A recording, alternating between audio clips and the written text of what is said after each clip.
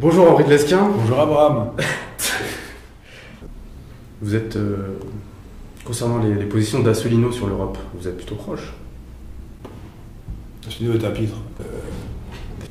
Vous êtes pour le Frexit? Je suis pour le Frexit, bien entendu. Le Frexit m'excite. Mais et donc, non, mais Asselineau dit des choses vraies sur l'Union européenne, mais c'est un monomaniaque. Ce n'est pas le seul sujet. Ce n'est pas le seul sujet.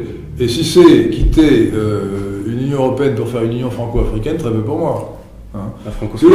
Asselineau fait partie de ces gens pour qui la France est un contenant qui peut avoir n'importe quel contenu. Bon. Pour moi, la France, c'est d'abord un contenu. Autrement dit, l'identité, c'est plus important que l'identité, c'est-à-dire le contenu, c'est plus important que la souveraineté. Bon. Et donc, Asselineau, lui, ce qui l'intéresse, c'est que l'État français soit indépendant. Il a raison sur ce plan, mais pour faire quoi? Si c'est pour que la France devienne un mélange innommable de populations hétérogènes, très peu pour moi. Donc pour vous, il faut que 98% des Français soient blancs et catholiques? Non, chrétiens. Pas forcément catholiques. D'ailleurs, chrétiens, ils peuvent être francs-maçons s'ils le veulent. Hein. Pour tout, la franc-maçonnerie fait partie de notre tradition depuis des Mais la majorité des Français sont athées aujourd'hui. Non, ils sont vaguement agnostiques. Mais de toute façon, n'oubliez pas une chose. Il faut être honnête. N'oubliez pas une chose. Moi, je m'intéresse à la France dans son passé, dans son présent, mais aussi dans son avenir. Les athées n'en font pas d'enfants. Donc, ce sont les gens religieux qui ont des enfants. Donc, dans une génération, il restera des immigrés s'ils ne sont pas réimmigrés d'ici là, et des Français et des chrétiens. Voilà. Donc la question sera réglée par la sociobiologie, le fait que les bobos n'ont pas d'enfants. Donc les bobos, c'est une phase transitoire. Ils vont disparaître de la Terre, et tant mieux. Pour revenir au précédent sujet, vous vous définissez comme libéral.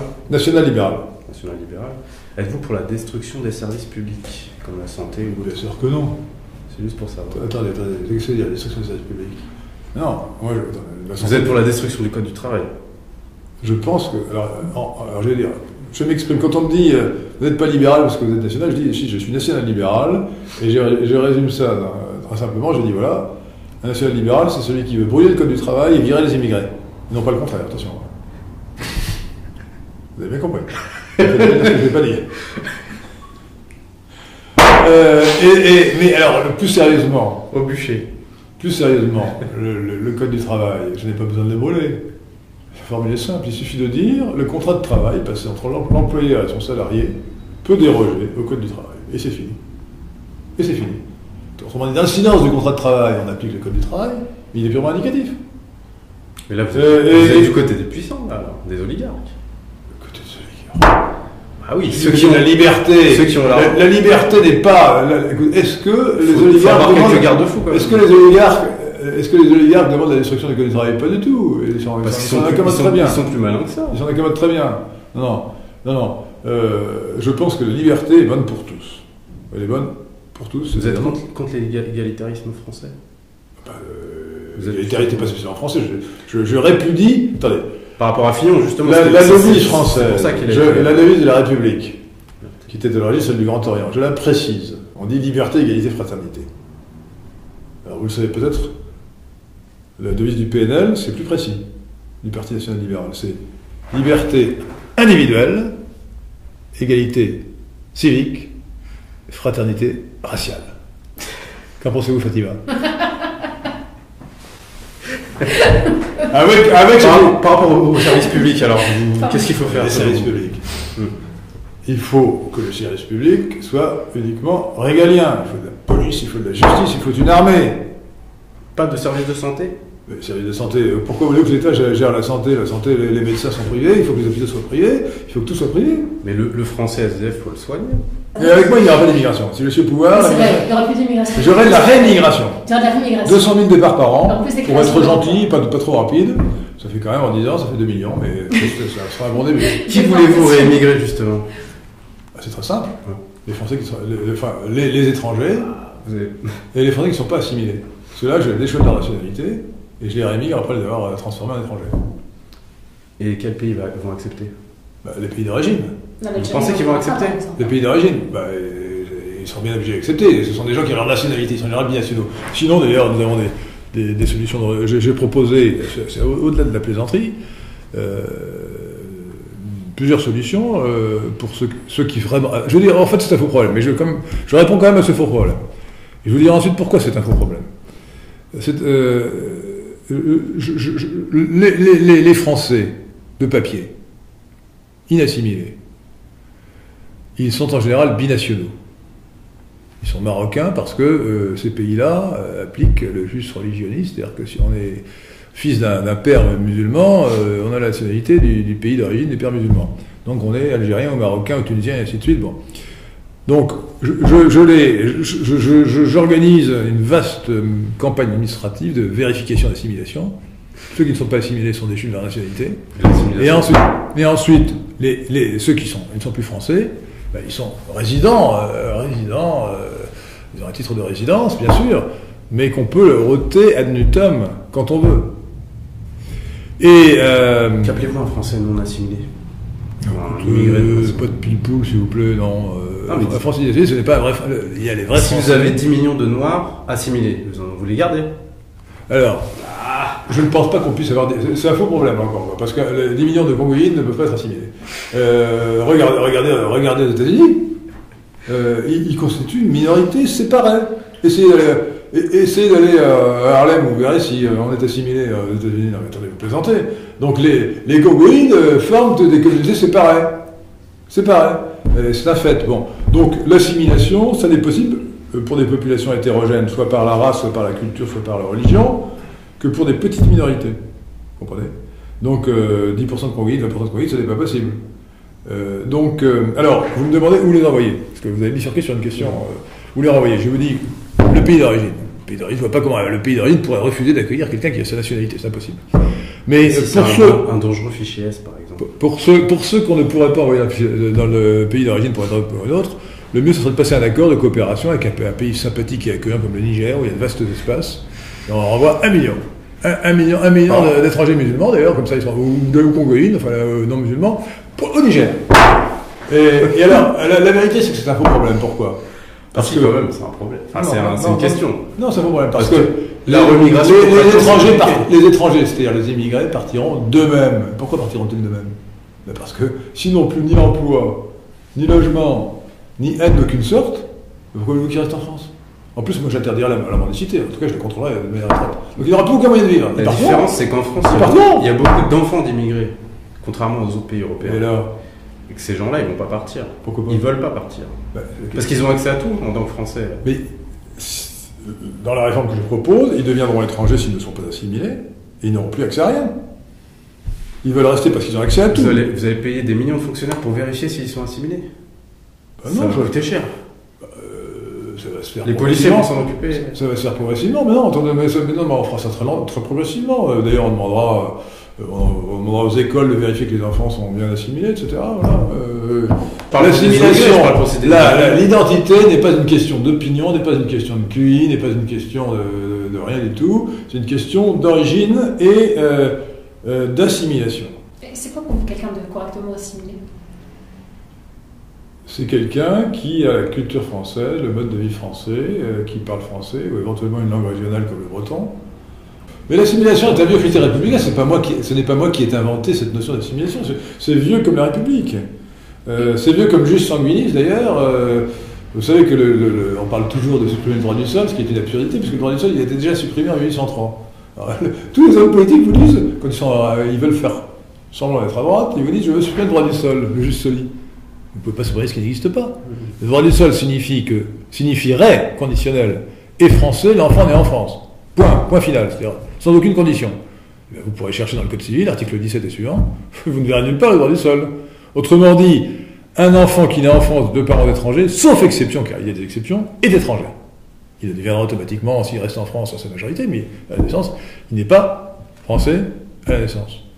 Le droit du sol, c'est une notion d'attribution de la nationalité à la naissance, comme le jus sanguinis, le droit du sang est une notion d'attribution à la naissance. L'acquisition après la naissance est autre chose, et donc en France, il n'y a pas de droit du sol. Dans le droit positif, je ne dis pas dans ce qu'il devrait être.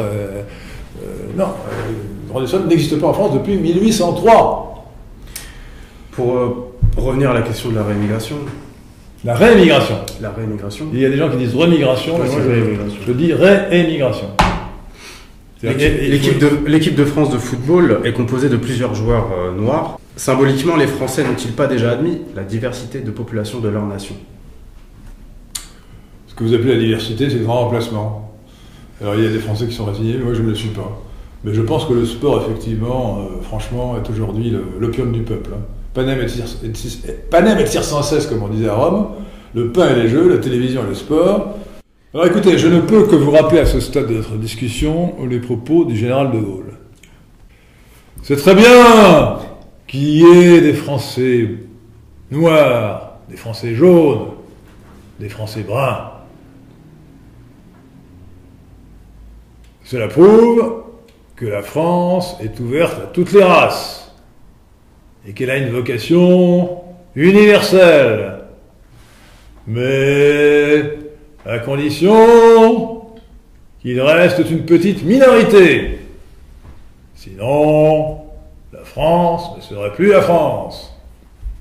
Nous sommes quand même avant tout un peuple européen de race blanche, de culture grecque et latine, et de religion chrétienne. Fin de citation. Alors j'essaye de faire aussi bien qu'Henri Tizot, sans y parvenir tout à fait, mais De Gaulle dit l'essentiel. Et moi j'adhère pleinement à cette phrase. Autrement dit... Que penserait De Gaulle aujourd'hui sur la situation de la France? Ce qu'il pensait? Réimmigration indispensable. C'est évident. Ils doivent rester une petite minorité, sinon la France ne serait plus la France. Il faut que la France redevienne la France. Ils ne sont plus une petite minorité. Allez voir la guerre du Nord. Donc, les choses sont très claires. La France doit redevenir la France, et donc c'est la réimmigration. Alors ne me dites pas que c'est impossible. Dans l'histoire, combien y a-t-il eu d'opérations de cette nature? Il suffit de se rappeler, mais les gens... Ça se fera que par la violence. L'Algérie, non mais l'Algérie 1962. Ils n'étaient pas assimilés à l'Algérie.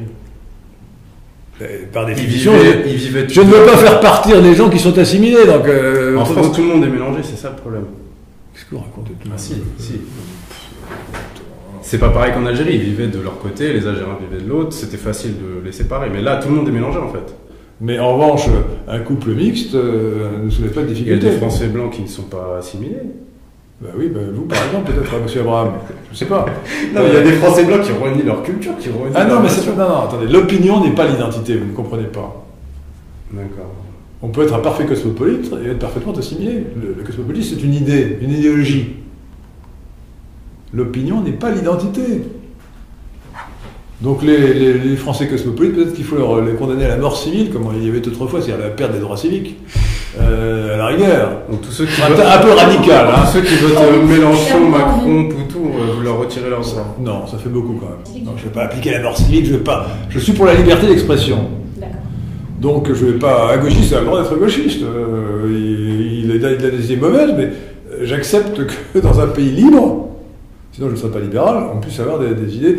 En revanche, là où il y a danger, c'est quand on mène une opération de subversion pour détruire la nation française.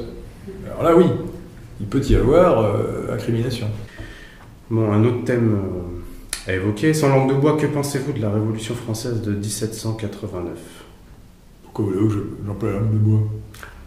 Là, je veux que vous me dites ce que vous pensez, parce que d'habitude, vous ne l'abordez pas. Vous dites que vous êtes républicain. Vous ne suivez pas mon compte Twitter.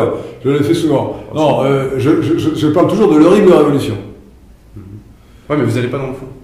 L'horrible révolution, et j'ajoute que le premier responsable de l'horrible révolution, c'est Louis XVI. C'est Fillon, quoi. T'es vos blagues de mauvais goût. Non, c'est pareil. C'est Louis XVI. Bon. Pénélope Antoinette. Non, je vous en prie. Soyons sérieux. Donc, si vous voulez, quand on voit l'histoire de France, on comprend très bien que la Révolution est une catastrophe. Catastrophe pour la France, à tous égards. Et une litanie kyrienne de crimes innommables, abominables. Il faut lire Hippolyte Taine, Les origines de la France contemporaine. Il a définitivement établi ce qui s'est réellement passé. Car la terreur n'a pas commencé en 1792. La terreur a commencé en 1789. Et bien avant le 14 juillet. Bien avant le 14 juillet. Louis XVI, sa grande responsabilité, elle sait le pays tombé dans l'anarchie. Et les préfets de l'époque, qui étaient les intendants, se faisaient massacrer par les émeutiers, sans qu'ils réagissent. c'était une situation où quelqu'un comme moi risquait de se faire étriper par les racailles sans culottes, qui ensuite promenaient leurs boyaux, leurs têtes. Vous êtes d'une famille noble? Ah, bien sûr, oui, je suis noble, et mon ancêtre d'ailleurs, Paul de Lesquen, a émigré à Coblence en 1792 pour ne pas être tué.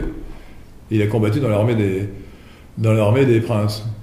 Il y avait 200 000 nobles sur 20 millions d'habitants en 1789. Aujourd'hui, il y a 40 000 nobles sur 60 millions d'habitants. Vous voyez la différence. Et avec toute la précaution qu'il faut avoir dans ce genre de domaine, je pense que la décadence de la noblesse est pour beaucoup dans la décadence de la France. En résumé, le clivage droite-gauche ne commence pas en 1789, on l'a nommé en 1789, mais il apparaît un siècle avant, dans ce que Paul Hazard, dans un grand livre intitulé « La crise de la conscience européenne », a daté des années 1680 à 1715, la fin du règne de Louis XIV. Il a résumé le basculement idéologique de l'Europe en disant au début, les Français ou les Européens pensaient comme Bossuet, 1781, et en 1715, ils pensaient comme Voltaire. C'est à ce moment-là qu'il y a eu le clivage droite-gauche. La gauche existait auparavant, mais elle était marginale. Les Anabaptistes de Münster ou les Taborines de Bohême, c'était marginal. Qu'appelez-vous la gauche? Alors la gauche est l'expression idéologique de l'utopie égalitaire. Il y a au départ l'utopie égalitaire, comme son nom l'indique, est une utopie, un mythe rempli de haine et de ressentiment qui traverse les âges, qui a été développé par un certain nombre d'auteurs du genre Thomas More, Campanella et d'autres encore, et qui repose sur l'assimilation de l'injustice à l'inégalité et sur la volonté de faire une société égalitaire. Et alors, comme l'utopie ne peut pas entrer dans la réalité, en fait, cette utopie égalitaire, donc la gauche, a deux pôles, deux branches, le collectivisme et le cosmopolitisme. Le collectivisme, dans les récits des utopistes, c'est la caserne, comme l'utopie de Thomas More. Et il a donné naissance au communisme, au socialisme en général et au communisme en particulier. Dont le rêve est le gosse blanc, la société totalement hiérarchisée. Et le cosmopolitisme, c'est l'utopie du carnaval. Tout est mis en commun, comme dans le communisme, certes, mais les femmes d'abord sont mises en commun. C'est l'absence totale de morale d'aucune sorte, et notamment de morale sexuelle. Tous les vices sont considérés comme des choses parfaitement normales et même recommandées. Et aujourd'hui, c'est le cosmopolitisme qui est à l'œuvre. Dans sa forme la plus radicale, celle de Diogène le Cynique, qui est le fondateur de l'idéologie, qui vivait en 350 avant Jésus-Christ, dans Athènes, et qui a conçu cette théorie du citoyen du monde, car cosmopolite veut dire citoyen du monde. Cosmos, le monde, en grec, polites, le citoyen. Donc le cosmopolitisme, c'est l'idéologie cosmopolite, ou cosmopolitique devrait-on dire plutôt, l'idéologie cosmopolitique, qui fonde ce que nous subissons aujourd'hui, qui est le cosmopolitiquement correct. C'est l'idéologie qui veut supprimer les frontières, dans tous les sens du terme. Les frontières physiques entre les cités, entre les nations, aujourd'hui. Donc immigrationnisme, libre-échangisme, supranationalité, européisme, mondialisme. Mais qui veut aussi supprimer les frontières morales entre le bien et le mal. Par exemple, entre le vice et la vertu. La pornographie est une des expressions du cosmopolitisme. Oui. Vous voulez la supprimer? Je veux l'interdire, je vais revenir avant, à la loi d'avant Giscard. C'est Giscard Valéry Giscard d'Estaing, président de la République, qui en 1974-1975, dès son élection, a autorisé la pornographie. Moi, je veux l'interdire. Depuis tous ces siècles, qui pousse au cosmopolitisme? Quelles sont ces loges, ces lobbies? Qui sont ces gens exactement? Ceux qui partagent ces idées. Aujourd'hui, si vous voulez, c'est assez clair, c'est la superclasse mondiale. Le terme de superclasse mondiale a été forgé par le grand politologue, historien, plutôt politologue d'ailleurs, Samuel Huntington, l'américain Samuel Huntington, professeur à Harvard, qui est connu pour son livre sur le choc des civilisations, mais il a fait un livre, à mon avis, nettement meilleur, qui s'appelle « Qui sommes-nous » Et là, il lance l'expression, en anglais c'est Global Superclass, donc en français superclasse mondiale. Il explique qu'est apparu à la fin du XXe siècle, à peu près au moment de l'effondrement de l'Union soviétique, une classe sociale nouvelle, phénomène inédit dans l'histoire, la superclasse mondiale, formée de quelques millions d'individus, qui sont sans patrie. Qui sont des sans-patrie, qui se revendiquent comme étant sans-patrie.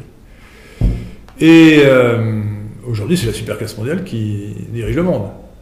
Elle est représentée dans chaque pays par une oligarchie cosmopolite. Et donc la superclasse mondiale et l'oligarchie cosmopolite imposent une idéologie dominante qui est le cosmopolitisme, une idéologie cosmopolitique. Et c'est comme ça que nous avons le féminisme, la pornographie, le mariage homosexuel. Alors c'est aussi, je disais qu'il n'y avait pas de frontière entre le mal et le bien, mais non plus entre le vrai et le faux. Bon, l'idéologie dominante inverse les valeurs, inverse les idées, impose des idées inverses de la réalité, inverses du bien, inverses du beau. Dans une le prétendu art contemporain est en fait un honneur dégénéré, où vous fait admirer les pires horreurs. Comment se fait-il que les USA dominent le monde alors que c'est une contrée hautement cosmopolite? Tel hautement cosmopolite. C'est un pays qui revendique... Et d'ailleurs, en quoi le cosmopolitisme est-il un frein à la domination? Lorsque Diogène le Cynique a développé sa philosophie cosmopolite, c'était au temps où justement Alexandre le Grand a créé l'Empire macédonien. Et Alexandre le Grand était, sinon le disciple, du moins un admirateur de Diogène. Tout empire est cosmopolite alors? L'empire est tendanciellement cosmopolite, oui, par définition. Vous êtes pour la liberté d'expression totale, racisme inclus. Est-ce que tout individu peut alors insulter les caucasoïdes en France? Bah évidemment. Bah évidemment. Si on est pour la liberté d'expression, les seules limites à mettre sont celles qui concernent les injures particulières. Si on dit de quelqu'un qu'il est un salopard, qu'il est pourri, etc., qu'il est malhonnête, lui peut porter plainte, lui personnellement. Hein? Mais si si je dis vous, Abraham, vous avez volé, vous pouvez mettre, c'est pas vrai, je précise aux auditeurs que c'est une plaisanterie de garçon de bain. Vous pouvez répondre, non, je vous attaque en diffamation parce que je n'ai pas volé. Vous voyez si je dis vous êtes un salaud, vous pouvez m'attaquer ça oui, ce sont les limites d'expression. Pardon? C'est pas très respectueux d'insulter des races. Si j'insulte tous les blancs, tous les noirs... Mais on n'a pas imposé le respect, qu'est-ce que c'est que ça? La liberté d'expression, c'est la liberté d'être irrespectueux. C'est la courtoisie. Vous confondez la morale, et même pas la morale, les manières avec le droit. La loi ne doit pas imposer aux gens d'être courtois. C'est d'ailleurs impossible et illusoire. En fait, vous voulez une liberté d'expression, mais définie par la loi. Non, totale. Ça va trop loin, je trouve. C'est le droit le plus strict, mais moi je suis pour la liberté d'expression totale. On va avoir le droit de blasphémer aussi, y compris contre Mahomet. Voilà, pas contre Jésus, quand même. Bien sûr que si. Ah, moi je suis contre. Non, je trouve ça scandaleux et honteux. Vous êtes Charlie? Pardon? Vous êtes Charlie? Non, pas du tout. Charlie Hebdo, c'est bien gardé. Charlie Hebdo a concentré toutes ces ignobles blasphèmes contre le christianisme. Il s'est aventuré une fois ou deux à attaquer l'islam et ça lui a valu ce que vous savez, c'est-à-dire des affreux assassinats. Mais on n'a jamais vu Charlie Hebdo attaquer le judaïsme. Charlie Hebdo n'a jamais représenté des rabbins en train de pisser sur le mur de lamentation. Bon, alors je vous signale qu'en revanche, on a représenté le Christ dans un bain d'huile. Et vous êtes pour cette liberté d'expression? Oui. Non, mais je respecte. Je suis pour la liberté d'expression, je ne peux pas être pour et contre à la fois. Non, mais c'est votre point de vue. On parlait tout à l'heure de la gauche idéologique. Comment alors attendez, moi je suis pour la liberté d'expression. La société actuelle, elle est trop diverse pour qu'on puisse imposer une vérité, pour qu'on puisse imposer la vérité à tous. On parlait tout à l'heure de l'idéologie de gauche. Comment définissez-vous l'idéologie de droite? Je ne la définis pas parce que la gauche a son unité autour de l'utopie égalitaire, malgré cette dualité entre cosmopolitisme et collectivisme. La droite, c'est tout ce qui n'est pas la gauche. La gauche est une maladie mentale, donc la droite, c'est tous ceux qui se portent bien ou ceux qui ont une autre maladie mentale que celle de la gauche. Donc il y a une grande diversité. La droite n'a aucune unité en elle-même, sauf de s'opposer à la gauche. Alors une autre question, hein, j'ai mis un peu pêle-mêle. Êtes-vous satisfait de la sécularisation de l'Occident et de la non-conformité à l'éthique chrétienne dans la politique. Bah non, pas du tout. La sécularisation est un grand mal pour l'Occident comme pour toute civilisation. Les civilisations meurent de perdre leur religion. Il vaut mieux avoir une fausse religion que ne pas en avoir du tout. Il vaut mieux que les peuples musulmans aient une fausse religion qui est l'islam, plutôt que de ne pas en avoir du tout. Il y a quand même une grandeur dans l'islam qui leur permet d'avoir un projet qui dépasse les sentiments égoïstes que chacun peut avoir. D'ailleurs, on sait depuis longtemps que la religion, c'est ce qui unit les gens d'un même peuple. C'est sa définition. On dit que c'est l'étymologie contestée, ça veut dire relier, religuer. Donc il est important effectivement qu'il y ait, d'abord que chacun ait une religion, si possible, même une religion séculière, mais si possible qu'il y ait une religion commune à la plupart des citoyens. Et par exemple, le fait qu'en France, il y ait une séparation totale de l'Église des Églises et de l'État, qu'en pensez-vous? Moi je pense que c'est mauvais, je crois que je suis contre la loi de 1905, je suis partisan de revenir au Concordat.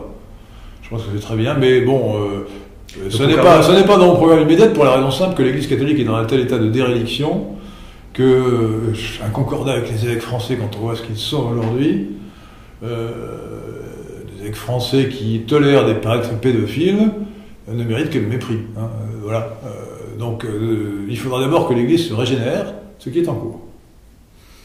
J'ai des questions sur le même sujet. Êtes-vous français avant d'être chrétien? Ça n'a pas de sens. Ça n'a pas de sens. Moi, je me rappelle avoir lu Éric Zemmour qui citait une formule qui, paraît-il, avait cours chez les Juifs au XIXe siècle ou au XXe siècle.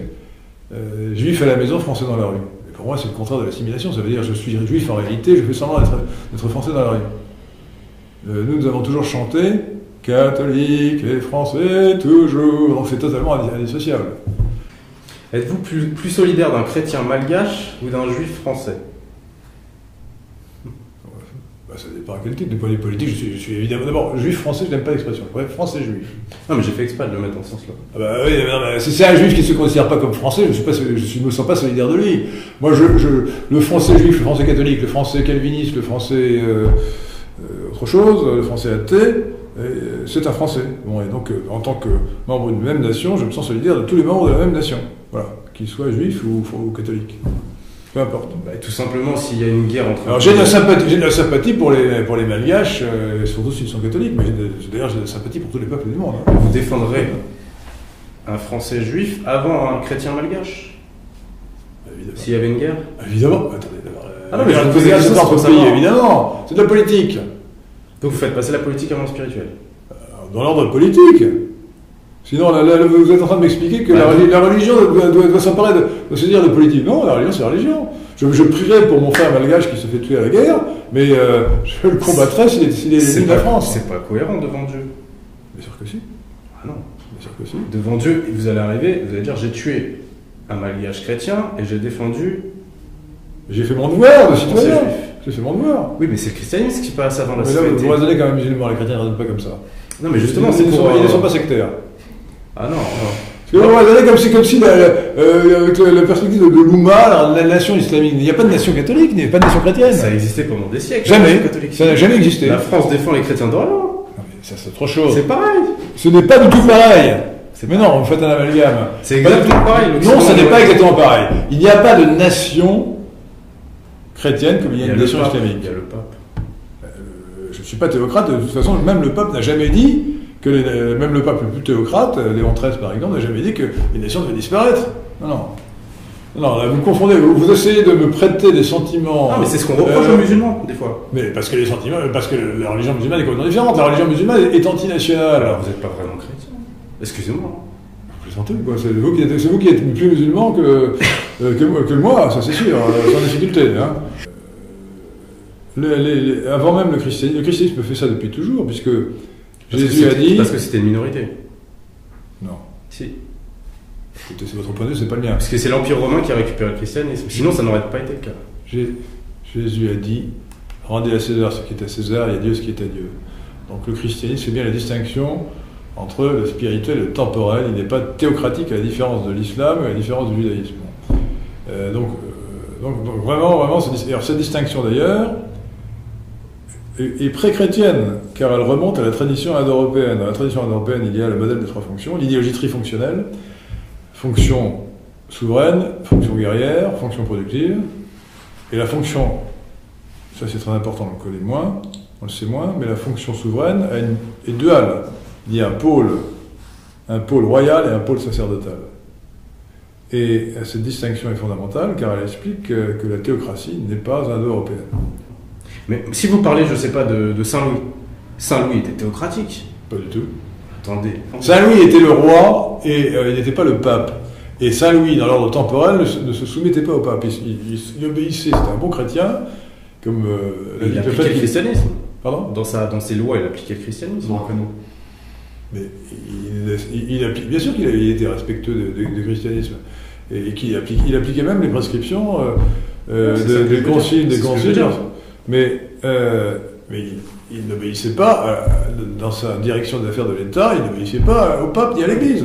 Mais en revanche, je pense que dans France, les hommes politiques devraient être de bons chrétiens et, si possible, en tout cas s'inspirer de la morale chrétienne. Je vous signale d'ailleurs que sous la Troisième République, qui était pourtant maçonnique au moins jusqu'en 1939, de 1870 à 1871 à 1939, on respectait pour l'essentiel, les grands principes moraux venus du christianisme, de la morale familiale.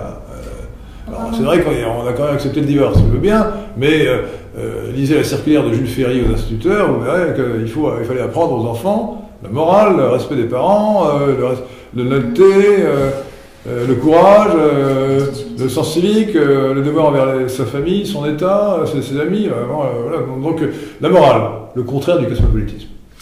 Donc les valeurs républicaines authentiques sont le contraire du cosmopolitisme.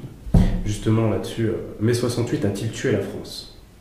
Mai 68 a été en fait le moment historique où la gauche a basculé du collectivisme au cosmopolitisme.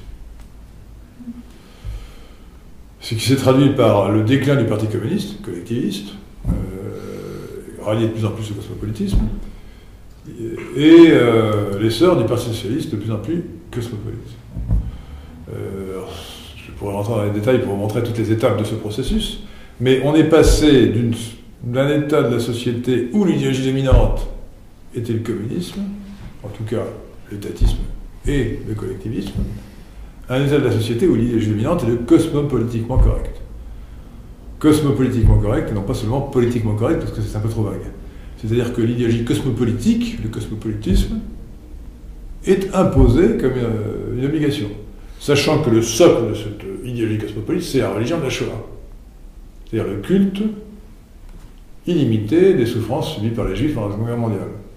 En occultant toutes les souffrances subies par d'autres ethnies ou d'autres peuples. L'Europe est-elle, comme le rabâchent les médias, une civilisation judéo-chrétienne?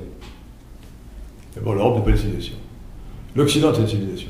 En Europe, si vous regardez sur mon site lescan2007.com, vous verrez la typologie que j'ai faite des civilisations du monde contemporain, il y en a 6. Et en Europe, l'Europe est partagée entre trois civilisations: l'Occident, l'Orient, le monde russe. Les Balkans, la frontière passant entre la Croatie et la Serbie, appartiennent à l'Orient. L'Empire ottoman, quoi. C'est l'Empire ottoman à peu près, sauf que l'Empire ottoman est plus loin, mais bon. Voilà, et les Grecs ont beau être chrétiens, ce sont des orientaux. Ah bon? Le christianisme byzantin dit faussement orthodoxe, parce que pour un catholique comme moi, ce sont des hérétiques, est oriental. Est oriental. Ah, carrément. Comme le monophysisme, comme les historiens, ce sont des orientaux. Du point de vue civilisationnel. Donc, il n'y a pas de civilisation européenne, il y a une civilisation occidentale. Ensuite, le judéo-christianisme est une expression absurde, enfin, plutôt qu'il y a un sens précis, et ce n'est pas dans ce sens qu'on l'emploie. Les judéo-chrétiens, c'était, dans l'histoire des religions, les premiers chrétiens qui continuaient à judaïser selon les préceptes du judaïsme sacerdotal. Par exemple, ils mutilaient les petits garçons, c'est depuis qu'il y a la circoncision masculine, etc., etc. Ils mangeaient cachère. Ça, c'était les judéo-chrétiens. Mais le judaïsme rabbinique, c'est l'opposé du christianisme, qui est le judaïsme apostolique. D'ailleurs, pour un chrétien, c'est l'Église qui est le Vérus Israël, le véritable Israël, Vérus Israël, véritable Israël en latin. Les juifs d'aujourd'hui, ce sont les pharisiens, c'est le judaïsme d'aujourd'hui, le judaïsme rabbinique, c'est le judaïsme pharisaïque, celui des pharisiens qui ont tué le Christ, et qui sont considérés, selon le Nouveau Testament, comme déicides. Lisez Saint Paul apôtre, première épître aux Thessaloniciens, chapitre 15, versets 14 à 16. Il dit expressément que les Juifs sont responsables de la mort du Christ.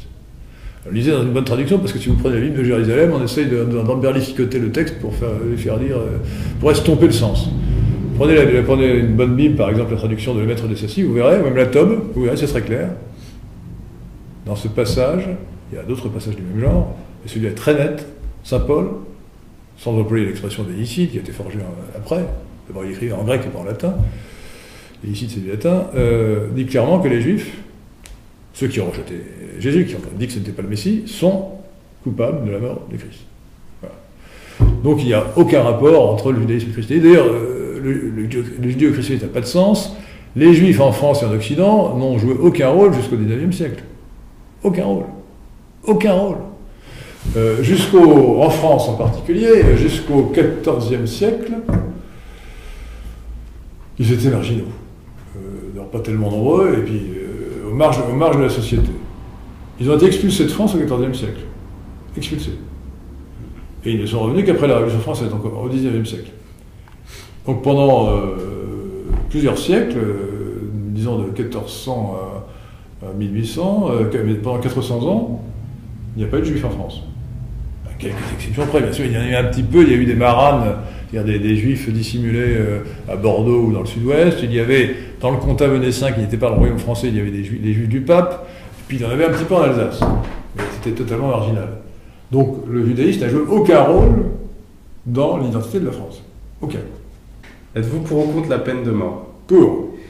L'accueil des réfugiés de guerre? Contre. Le voile dans la rue? Contre. Sortir de l'Union européenne? Pour. Métissage individuel? Pour. L'avortement? Contre. Le travail des enfants dans les pays pauvres? Pour.